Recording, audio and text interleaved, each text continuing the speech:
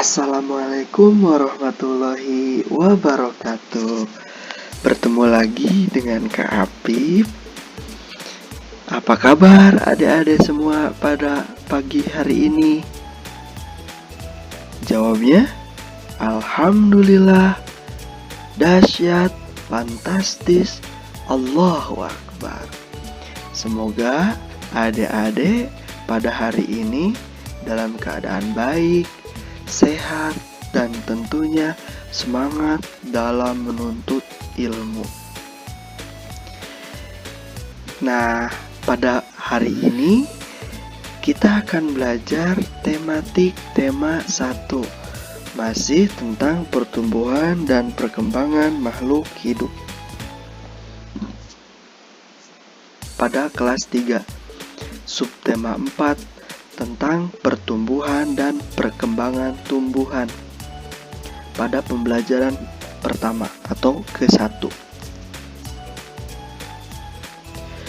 Coba lihat adik-adik semua, di gambar ada gambar apa? Ya benar, ada gambar kambing, ada gambar pohon, dan ada gambar orang yang lagi membaca dan menulis.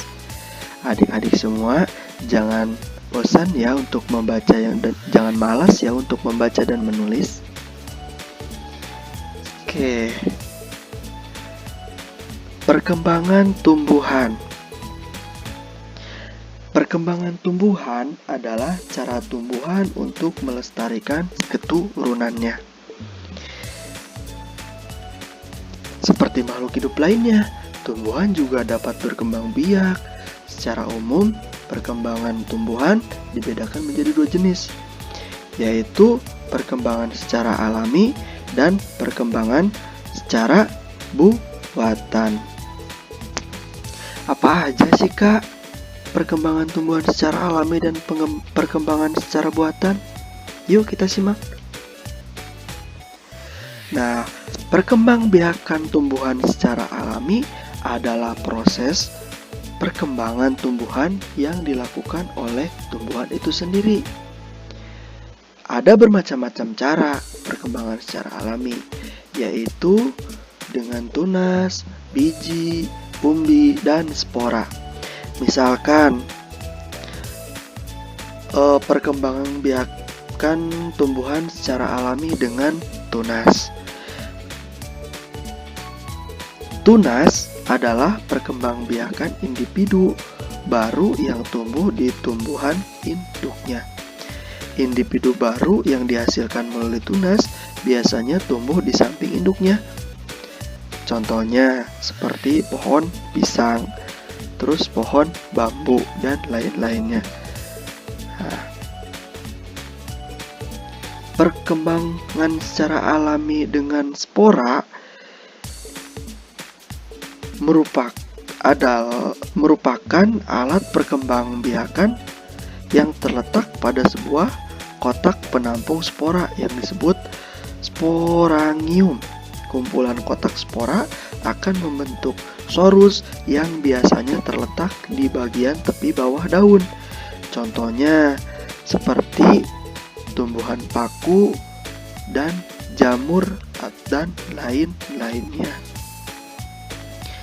Yang kedua, perkembangan secara buatan. Perkembangan biakan tumbuhan secara buatan adalah proses perkembangbiakan tumbuhan dengan bantuan manusia. Contohnya, perkembangbiakan secara buatan adalah dengan mencangkok, menyetek, menempel, dan mengenten.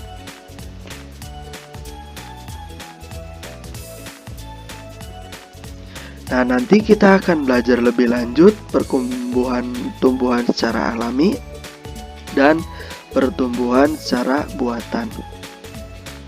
Jadi kesimpulannya, perkembangbiakan tumbuhan itu ada 2. Yang pertama, perkembangbiakan secara alami dan perkembangbiakan secara buatan. Selanjutnya, coba lihat di gambar. Ada gambar apa itu? Ya benar, ada segumpal biji-bijian yang di dalamnya ada beras hitam, ada beras merah, ada barley, ada beras ketan, basil, wijen, melet merah dan putih, jagung, dan lain-lainnya. Tahu gak kak, adik-adik semua, biji-bijian di samping mempunyai manfaat, biji-bijian juga bisa dibikin kerajinan loh. Ada yang tahu? Nah, biji-bijian tersebut ketika dibuat kerajinannya bernama mozaik. Yaitu kerajinannya dengan menempel biji-bijian di atas pola. Disebutlah mozaik. Jadi mozaik dapat berasal dari berbagai mozaik juga dapat dibuat ataupun disajikan dari berbagai macam biji-bijian. Bagaimana sih kak untuk membuat mozaik?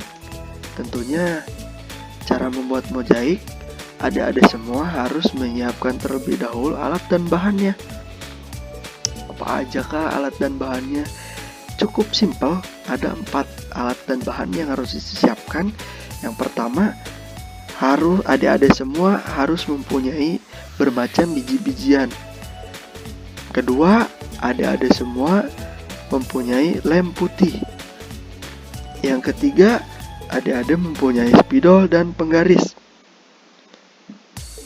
Yang keempat, adik-adik mempunyai kertas gambar.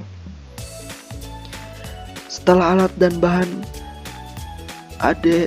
adik-adik semua punya, mau tahu nggak untuk cara membuatnya? Yuk simak. Nah, hasilnya akan seperti ini. Mozaik, cantik kan kerajinannya? Yuk kita lihat langkah kerja membuat mozaiknya ataupun cara membuat mozaik. Yang pertama, buatlah pola pada kertas gambar. Terserah adik-adik semua mau bikin gambar apa, pola apa. Nah, setelah polanya terbuat, kemudian tempelkan biji-bijian yang tadi adik-adik udah ada pada pola tersebut. Nah, supaya rapi, tempelkan bagian pinggirnya terlebih dahulu. Kemudian tempelkan bagian dalamnya. Yang ketiga, nah supaya lebih cantik lagi, bingkai kertas berpola adik-adik semua menggunakan spidol atau krayon. Gunakan penggaris agar hasilnya lurus. Kemudian tulis kembali alat-alat yang adik-adik gunakan, termasuk macam-macam bijian yang adik-adik gunakan dalam membuat mozaik tersebut. Nah, proses perkembangbiakan tumbuhan dimulai dari biji hingga tanaman berbuah. Proses tersebut akan terjadi berulang-ulang hingga menjadi sebuah daur hidup. Setiap tanaman mempunyai daur hidup yang berbeda-beda sesuai dengan jenisnya. Nah, sekarang kakak punya biji-bijian yang ada di gambar, yaitu biji kuning. Coba letakkan biji-bijian sebelum membuat mozaik. Letakkan biji-bijian terlebih dahulu di dalam sebuah piring, 10 biji. Kemudian ambil 2 biji dari piring tersebut, pindahkan ke dalam piring kecil 2. 1 biji, 1 biji. Kemudian ambil lagi 2 biji dan letakkan pada piring kecil tersebut. 1 biji, 1 biji. Lakukan sampai biji yang dalam piring tadi yang 10 biji itu habis. Kemudian hitung berapa kali adik-adik semua mengambil biji dari piring ataupun toples dan meletakkannya pada piring.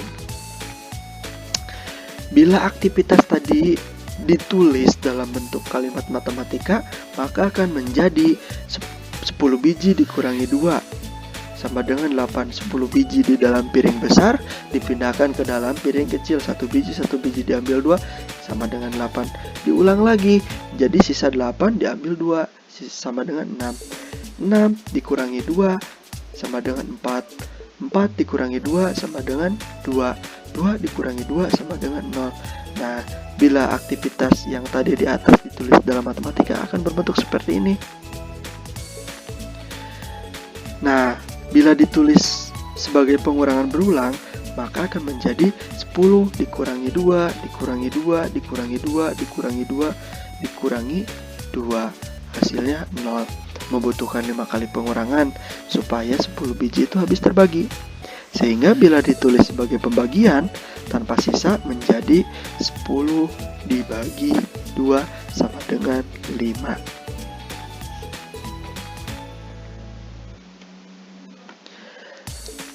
Untuk lebih paham dan lebih mengertinya, alangkah lebih baiknya kita simak